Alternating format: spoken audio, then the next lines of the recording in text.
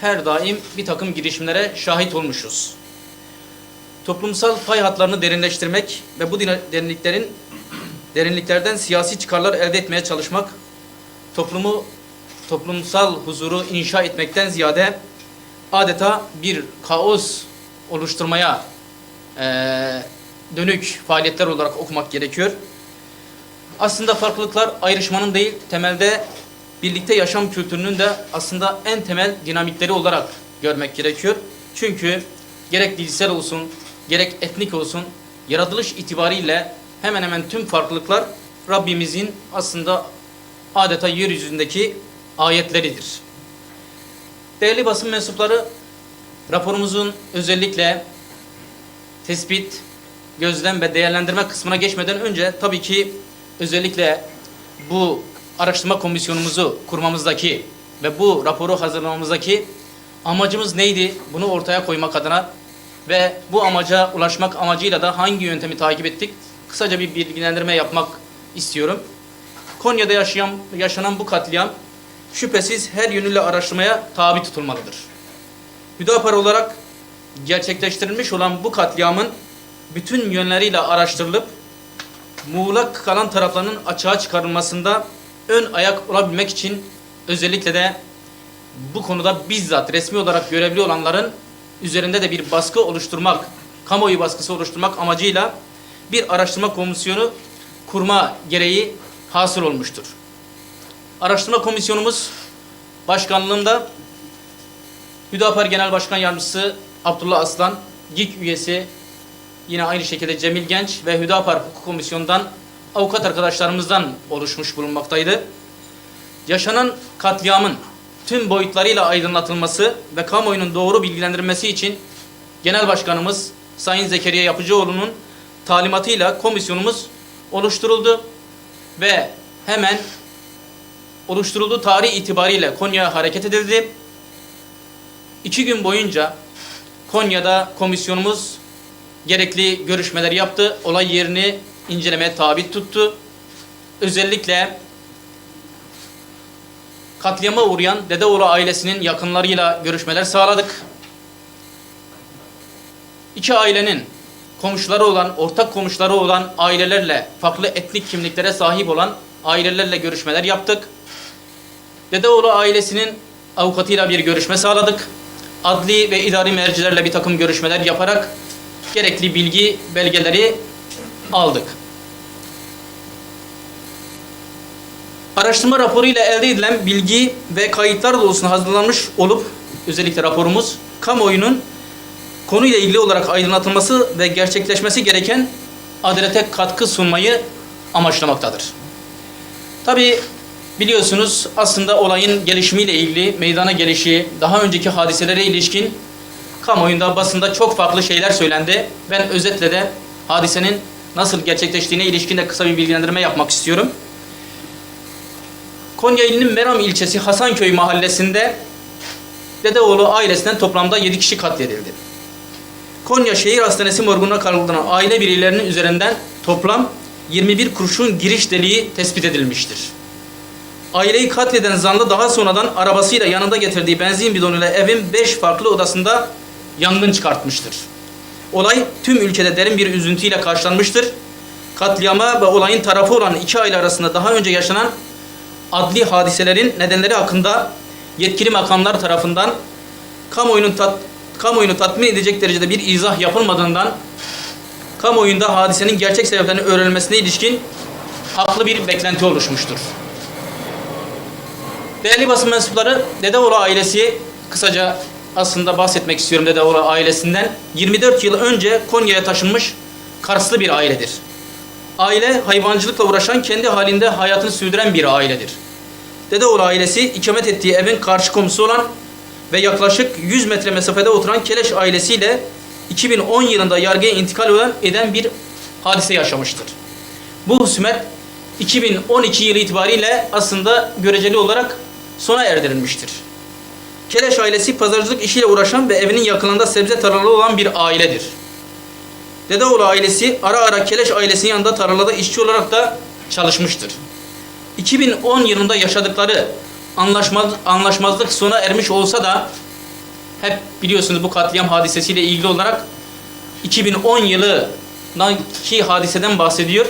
Bu aslında husumet önemli oranda sona erdirilmiş ama sona erdirilmiş olsa da komşuların ve maktul yakınlarının verdiği bilgilere göre ailelerin birbirlerini kabullenememe durumu hep devam ede gelmiştir. Taraflar arasında 12 Mayıs 2021 tarihinde Ramazan Bayramı'nın Arefe gününde biri gündüz saatlerinde diğeri de 22:30 saatlerinde olmak üzere büyük bir kavga olayı yaşanmıştır.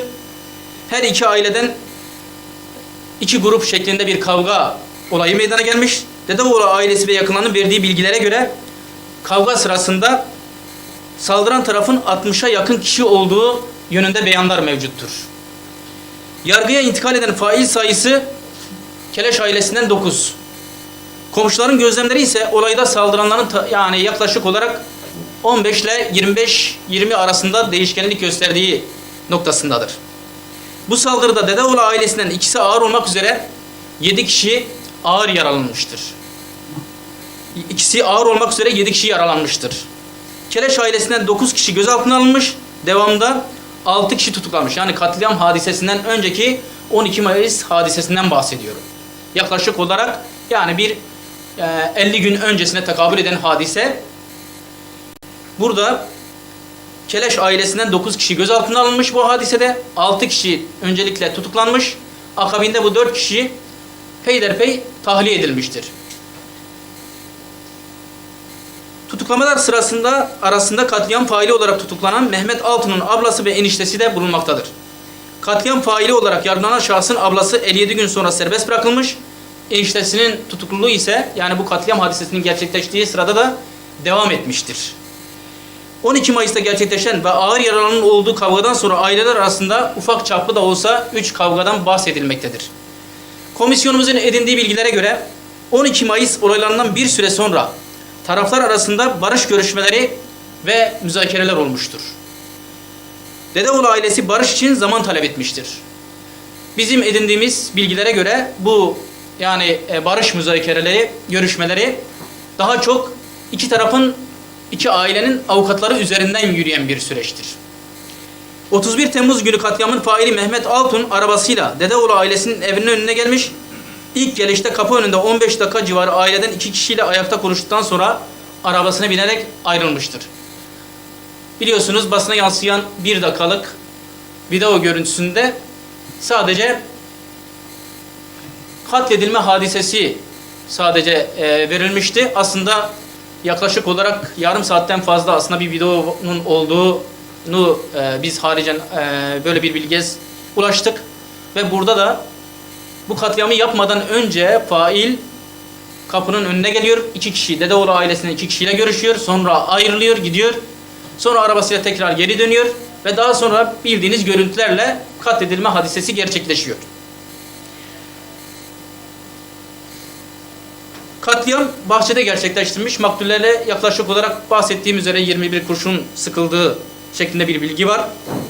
Ve Dedeoğlu ailesinin evi benzin dökülmek suretiyle de yakılmak istenmiştir. Katliam faili olarak yargılanan Mehmet Altun'un adı daha önceki olaylarda yoktur.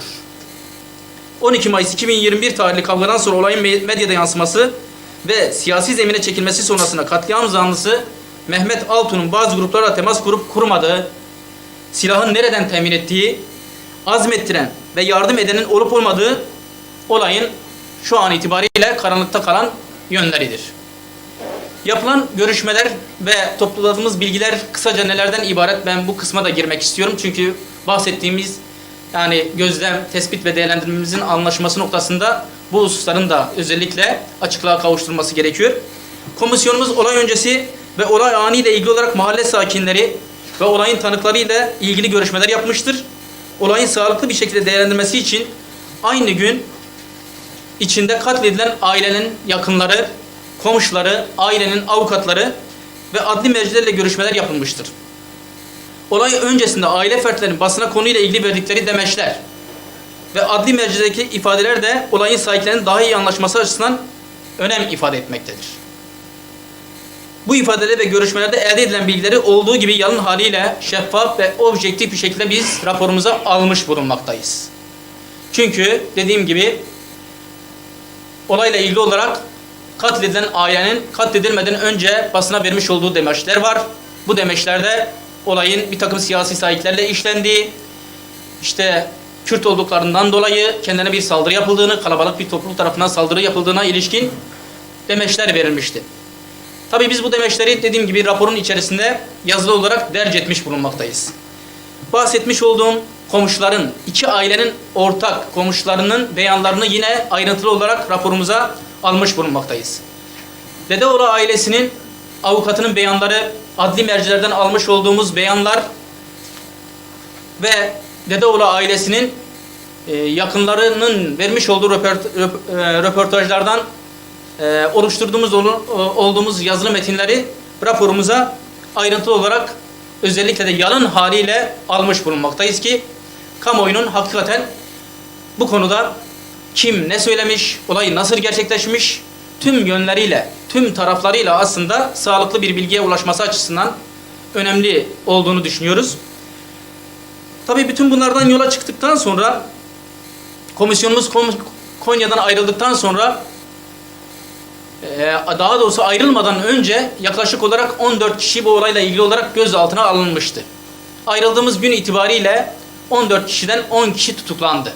Mahkemeye sevk edilerek tutuklandı. Daha sonradan da çok kısa bir süre sonra katil zanlısı yakalandı biliyorsunuz. O da biliyorsunuz yani ifadesi basına yansıdı.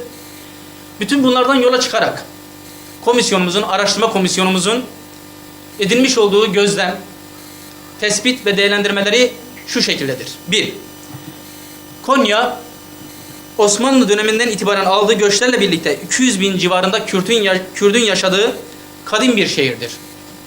Özellikle Cihanbeyli ve Kuru ilçelerinde Kürt köyleri mevcuttur. Konya'da Kürt ve Türk üzerinden bir ayrımın olmadığı, halkın tüm yaşam alanında iç içe geçtiği, halk arasında birliktelik ve kaynaşmada dinin önemli bir payının olduğu gözlemlenmiştir. Konya, gerek dini kimliğiyle, gerekse de halkın birbirini kabullenme ve kaynaşmasıyla ırkçı sahiplerle suç işlenme ihtimalinin düşük olduğu bir ildir. İnsanların ara ara şahsi husumetlerinde bu husus önemlidir. Özellikle Türkiye'nin sadece işte Konya ilinde değil, çok farklı illerinde de biz buna şahit olduk. İnsanların ara ara ırkçı sahiplerle kötülük yapmaktan ziyade haksızlık yapan tarafın kendi kabahatini ırkçılık formunda gizlemesi veya karşı tarafı korkutmak ve sindirmek amacıyla bir takım ırkçı söylemlerde bulunduğuna şahit olmuşuz. Dedeoğlu ve Keleş ailesi ikinci bir tespitimiz, değerlendirmemiz.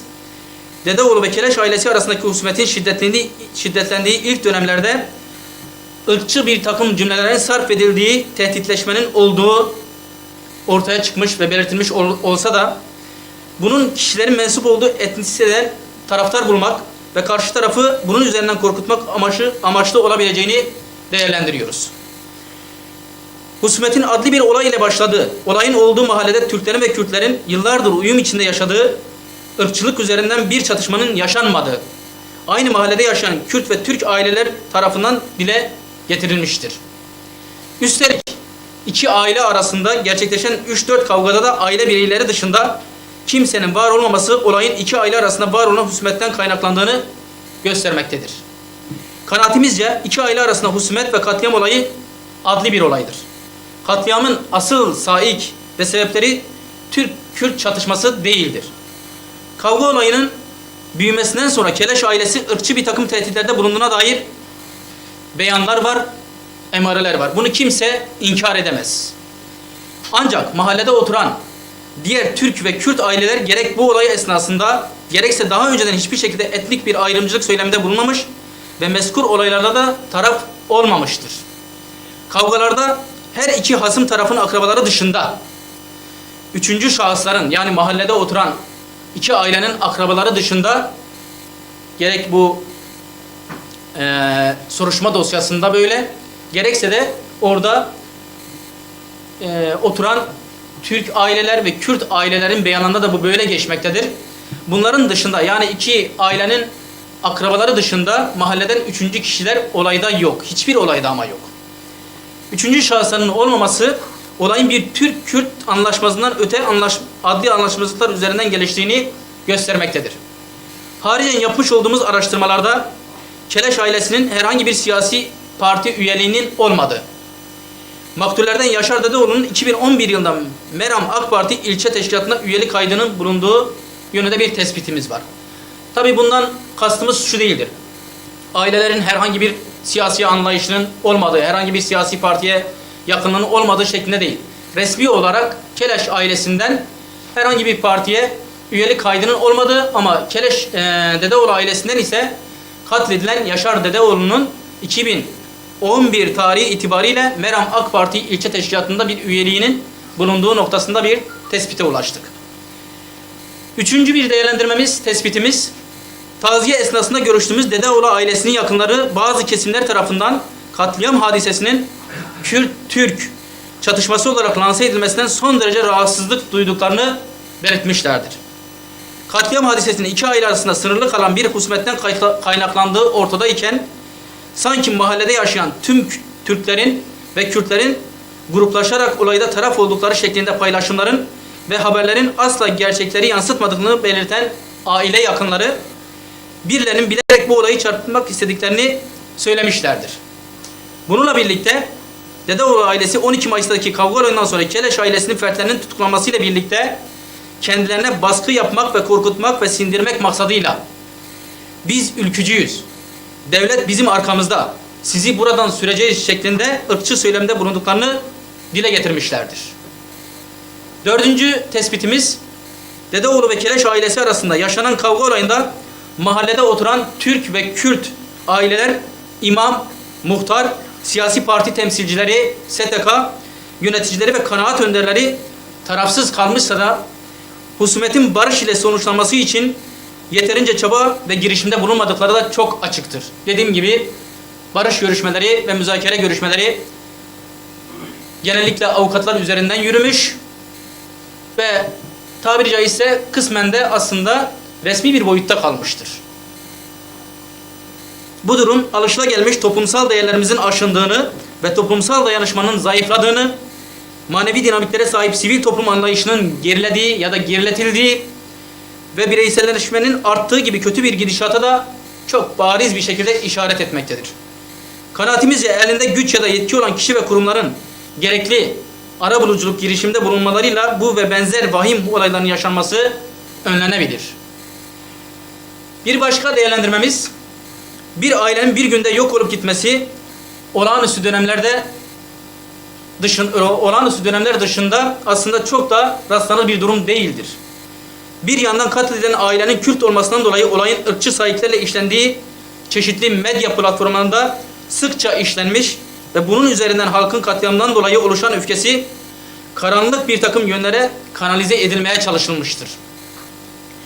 Diğer yandan tabi bunu görürken ama aslında diğer boyutunu da görmezsek gerçekten hakkı ifade etmemiş oluruz ki diğer yandan adli ve idari makamlar tarafından yapılan açıklamalarda olayın ve husumetin sebebinin kedi kavgası olduğu vurgulanarak gerçekleşen katliam basite indirgenmeye çalışılmıştır.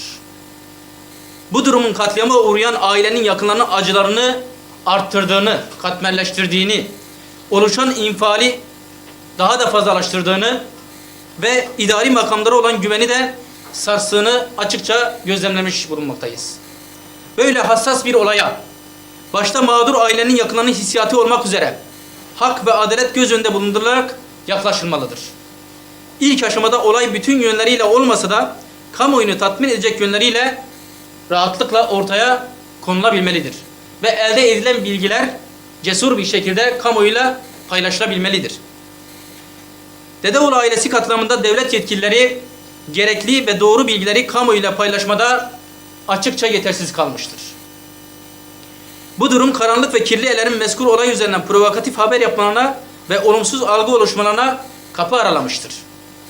Bu ve benzeri hadiselerde karanlık güçlerin yalan, yanlış haber yapmalarına fırsat vermeyecek şekilde yetkililer tarafından zamanında doğru, doyurucu, cesur bir takım bilgilendirmeler yapılmalı, olayı bütün yönleriyle ortaya koyacak etkili bir soruşturma yapılmalı, yürütülmeli ve tüm iddialar titizlikle araştırarak olayın karanlıkta kalan yönlerinin olmaması sağlanmalıdır. Dedeoğlu ailesi katliamı kamuoyunun yakından takip ettiği bir olay olup devletin her türlü manipülasyon ve birliği kirliliğine yönelik halka aydınlatması toplumun huzur ve barışı için büyük önem arz etmektedir. Değerli basın mensupları, bu olaydan çıkardığımız önemli bir tespit, değerlendirme de şudur. Konya'da gerçekleşen katliam, gün geçtikçe büyüyen ve acı olayların yaşanmasına neden olan güvenlik zafiyetini ve yargının etkisizleştiğini de açıkça ortaya koymaktadır. Dedeoğlu ailesinin hayati ve tehlikeli bir saldırı altında olduğu bilinmesine rağmen etkili bir güvenlik ve koruma tedbiri alınmamıştır. Son günlerde gerek mülteciler, gerekse orman yangınları üzerinden etnik temelli, ayrıştırıcı, ötekileştirici, ırkçı ve nefret kokan söylemler yaygınlaşmıştır. Siyasetteki kutuplaştırıcı dilin söz konusu saldırıları kısmen de olsa tetiklediği ve faillerini cesaretlendiğini de söyleyebiliriz ve bu konuda asla inkar edilemez, yadsınamaz. Böyle bir etkinin özellikle var olduğunu da açık yüreklilikle söyleyebiliriz. Siyasetteki bu kutuplaştırma tepeden aslında toplumun çok farklı katmanlarına da yayılmış bulunmaktadır. Bu nedenle siyasetçilerin toplumda kutuplaşmaya neden olacak üsluptan vazgeçmeleri, toplumsal huzur ve barışı tesis edecek söylemde bulunmaları hayati derecede önemlidir. Değerli basın mensupları, hangi gerekçe ve sahiplerle işlenmiş olursa olsun meydana gelen olay bir katliamdır ve katledilen ailenin acısı aslında tüm Türkiye'nin acısıdır. Hayat hakkı Allah'ın insana bahşetmiş olduğu bir hak olup hiç kimsenin bu hak üzerinde tasarruf yetkisi yoktur. Hayat hakkı korunması devletin en asli sorumluluklarındandır. Hayat hakkını teminat altına alınması için devlet tüm önlemleri almak zorundadır. Hayat hakkı tehdit altında olan vatandaşlara etkin koruma sağlanması yine devletin önemli asli görevlerindendir. Devletin can güvenliğini sağlayamamasının hiçbir mazereti olamaz. Mezkur katliam hadisesinin devlet tarafından bütün yönleriyle etkin bir soruşturmaya tabi tutulması, yapılacak yargılama ile fail ya da faillerin azmettiren, iştirak eden ve olayda ihmali olan kamu görevlilerinin caydırıcı şekilde cezalandırılması kanaatindeyiz. Bir an önce adaletin tesisi alınarak kamu vicdanı bu noktada rahatlatılmalıdır. Hüdapar Araştırma Komisyonu olarak biz bu raporumuzu hem yazılı hale getirip dosya halinde inşallah sizlere fiziken teslim edeceğiz. Tabii özellikle arkadaşlarımızdan bu raporu dijital ortamda almak isteyenler olursa yine arkadaşlarımız sizlere yardımcı olacaktır. Bizim bu konuya ilişkin olarak söyleyeceklerimiz bundan ibarettir. Eğer hem hadisenin bizzat kendisine hem de araştırma komisyonumuzun hazırlamış olduğu rapora ilişkin olarak sormak istediğiniz sorular varsa cevaplandırabilirim. Fakat soru sormadan önce özellikle arkadaşımız ismini zikreder ve çalışmış olduğu kurumu da söylerse sevinirim.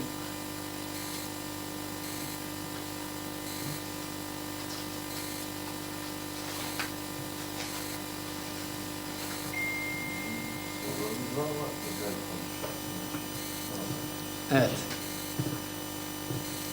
Daha genel soruları olan varsa alabiliriz. Buyurun. Tabii buyurun. Aslında şöyle söyleyeyim, adet altında Sayın böyle sorduğunda. Evet. Yani iktidar da bu saldırının ırkçı bir saldırı olmadığını aslında bu yöne hedeflemeye çalıştığını ifade ediyor. Siz de yaptığınız araştırmalar belli bir sonuca varmıştır ama hani aile avukatı ve bireyleri dahil olmak üzere çoğu defa bunun aslında daha önce biz burada Kürt barındırmayacağız gibi bir takım söylemleri sıklıkla dile getirdiğini ifade etmişler. Evet. Avukatın kendisi de bunu zaten bu şekilde beyan etmiş aslında. Evet. Daha büyük konuşmalarda. Yani siz de sözünü ettiniz ama kimi videoları da yansımış. Burada Kürt bırakmayacağız. Yüksek sesle bağırmalar, çağırmalar. Hemen akabinden işte yangın bölgesinde Kürt avına çıkmalar vesaire. Yani biraz böyle nasıl diyelim yani olayın yani bir kimlik meselesi dışında, yani kimlik olarak tartışılmasının neyi sakıncalı burada?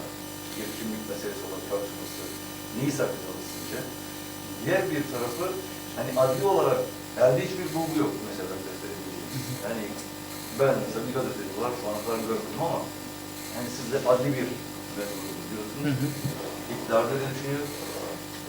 Ama kamuoyunun genel kanısı bunun aslında bir yani sosyal problem olduğunu Türkiye'de bir kimlik kavgasına dönüştürülmek istendiği yönünde de bir algı var. Yani bununla ilgili olarak ne diyeceksiniz? Şimdi bahsettiğim üzere aslında tabii tarafların beyanları evet zaten raporumuzda da derc etmiş bulunmaktayız. Özellikle katledilen Dedeoğlu ailesinden 3-4 ferdi açık bir şekilde bahsettiğiniz beyanlarda bulunuyor. Yani 12 Mayıs hadisesinden sonra özellikle işte biz ülkücüyüz, devlet bizim arkamızda, biz sizi buradan süreceğiz, burada Kürt istemiyoruz şeklinde beyanlarda bulunmuşlardır. Katledilen ailenin avukatının da beyanları bu yönde. Zaten kendisiyle yapmış olduğumuz görüşmede. Fakat özellikle aile yakınlarıyla yapmış olduğumuz görüşmeler, bunların videoları da var, röportajları da var. Aynı zamanda o mahallede oturan, hemen yanı başında Siirtli bir aile var, Kürt aile. O ailenin açık beyanları var. Hakeza yine orada oturan, oranın yerlisi olan halktan ailelerin beyanları var. Adli mercilerde yine intikal etmiş olan beyanlar var. Bütün bu beyanlar üzerinden değerlendirdiğimizde tabii o bahsettiğiniz hüküm ifade eden bir cümle kullanmak açıkçası mümkün gözükmüyor. Ama biz bu beyanların var olduğunu zaten söylüyoruz. Fakat hadise, siz de bilirsiniz ki bugün çok, sadece bu olay için söylemiyoruz, çok daha adli diye nitelendirebileceğimiz, belki bazen cinsel suçlar üzerinden dahi hadiseler gerçekleşiyor. Bu hadiselerde dahi taraflar, yani bu bahsetmiş olduğumuz o aslında haksızlıklarını, caniliklerini örtmek maksadıyla bir takım etnik kimlikler üzerinden ırkçı söylemlerde bulunduklarına şahit oluyoruz çok net olarak. Bu hadisede de bu şekilde gerçekleşmiş. Şimdi böyle bir söylem bu hadisenin bütününü, tabiri caizse Kürt-Türk çatışması şeklindeki bir hüküm cümlesini açıkçası bize kolay kolay kurdurtmuyor. Yani böyle bir cümle kurmamız durumunda adaletten, açıkçası adil şahitlikten açık bir şekilde uzaklaşmış oluruz. Birincisi bu. Bizim burada yapmaya çalıştığımız doğruyu, ama sadece doğruyu ve gerçeği ortaya çıkarmak. Burada herhangi bir yani maslahatı öncelikli gözetmekten ziyade önce doğruyu ve gerçeği ortaya çıkarmak. Elbette toplumsal barış, yani bu memleketin sulh ve selameti önemlidir. Ama gerçeklerin hiçbir şekilde de bu tür şeylere de feda edilmemesi gerekiyor. Bu konuda hemfikiriz. Fakat bahsettiğim üzere özellikle o beyanlar ve aynı zamanda da dediğim gibi iki ailenin akrabaları arasında sınırlı kalan bir kavga olayından bahsediyoruz. O mahallede yüzlerce farklı etnikten Türk kökenli olan aileler var. Yine hakeza Kürt kökenli olan aileler var. Bunların hiçbir şekilde olaya müdahaleleri söz konusu değildir. Dolayısıyla bu bize şunu net olarak gösteriyor ki evet, bu ırkçı bir takım saikler vardır, söylemler vardır ama olayın temel saiki Kürt-Türk çatışmasıdır şeklinde bir açıkçası bir söylemde bulunmamız, bir tespitte bulunmamız mümkün değildir. Dolayısıyla biz burada aslında kesinlikle ne iktidarın ne de çok daha farklı muhalif düşünen, bu olayı çok daha karanlık bir takım noktalara kanalize etmeye çalışanlar gibi düşünmüyoruz. Olayı bütün yönleriyle ortaya koyuyoruz. Bir taraftan olayı bahsettiğim şekilde iki aile arasındaki husumet olarak nitelendirirken ama o ırkçı sahiklere de vurgu yapıyoruz ve aynı zamanda bu ırkçı sahipleri besleyen, çok temelde aslında devlete hakim olan ve bir yerde emniyet, yargı bürokrasisini de aslında etkileyen ve bundan dolayı da adeta bu olaylarda failleri cesaretlendiren bir iklimin oluşmasından da bahsediyoruz. Bundan da yani bir an önce ülkenin çıkması gerektiğini söylüyoruz. Diğer taraftan ciddi anlamda bir güvenlik zafiyetinden bahsediyoruz. Koruma tedbirleri yani noktasında gerçekten bir zafiyet var. Defalarca istenmesine rağmen etkili bir koruma verilmemiştir. Bütün bunları ortaya koyuyoruz. Dolayısıyla burada maksadımız olayı bütün çıplaklığıyla net olarak kamuoyunun önüne koymak ve gerçekten doğru bilgilendirmeyi yapmak ve tabii ki bir siyasi parti olarak hakikaten bütün yönleriyle bu olayın aydınlatmasını ve aynı zamanda da adaletin kamuoyunu tatmin edecek derecede tecelli etmesini sağlamaktır. Dolayısıyla sadece o cümle üzerinden ya burada böyle Türk-Kürt çatışması vardır şeklinde bir yani cümle kurmak, böyle bir hüküm ortaya koymak hakikaten doğru olmadığı gibi hiçbir şeye de yani anlamlı olan ve bu ülkenin huzuru, barışı anlamında hiçbir şeye de hizmet etmeyecektir. Ama dediğim gibi bizim asıl temel yani gayemiz burada gerçeğin bütün çıplaklığıyla ortaya çıkarılmasıdır. Gerçeği bütün yönleriyle ortaya koymaktır. Yoksa sadece parçacı bir anlayışla sadece işte bir yönünü ortaya koyup bütün olayı o olayın içerisinde, o yönün içerisinde hapsetmek ve onun üzerinden değerlendirme yapmak doğru olmadığı kanaatindeyiz.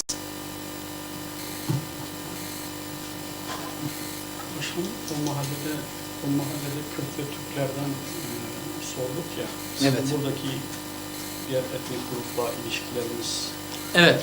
Yani o mahalledekilerin de beyanları açıkçası yani hiçbir zaman böyle yani böyle etnik kimlikler üzerinden bir hasımlaşma söz konusu olmamıştır. Hakikaten yani birbirlerine karşı da son derece mesela saygılı olan, uzun zamandır birlikte yaşanan aileler dediğim gibi aslında Konya'nın sosyolojik yapısına dikkat aldığımızda diğer illere nazaran daha farklı bir sosyolojik yapıya sahip. Kürtler yeni gelmiş, 10 yıl, 20 yıl öncesinden gelmiş, oraya yerleşmiş değil. 100 yıl öncesinden gelmiş, yerleşmiş çok geniş Kürt aileleri var ve oranın ekonomisinde, tarımında, siyasetinde etkili olan aileler. Öyle çok böyle baskı görecek açıkçası bir sosyoloji de çok mevcut değildir yani. Başka sorusu olan yoksa basın açıklamamızı bitiriyoruz burada. Tekrardan hepinize teşekkür ediyorum. Hayırlı çalışmalar diliyorum. Eyvallah. Geçen. Teşekkürler. Eyvallah.